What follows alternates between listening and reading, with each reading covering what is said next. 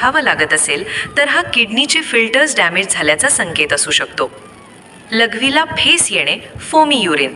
जर लघवीला खूप जास्त फेस येत असेल, जसं कपडे धुताना फेस येतो किंवा अंड्याच्या पांढऱ्या बलकासारखा फेस येतो, तर त्याला प्रथिने युरिया म्हणतात. याचा अर्थ असा की किडनी शरीरासाठी आवश्यक असलेली प्रथिने म्हणजेच प्रोटीन्स गाळून लघवी वाटे बाहेर टाकत आहे. लघवीचा रंग गडद होणे किंवा रक्त येणे हे एक अतिशय गंभीर लक्षण आहे, ज्याला त्वरित डॉक्टरांच्या सल्ल्याची गरज असते. लक्षण 2. सतत थकवा आणि अशक्तपणा.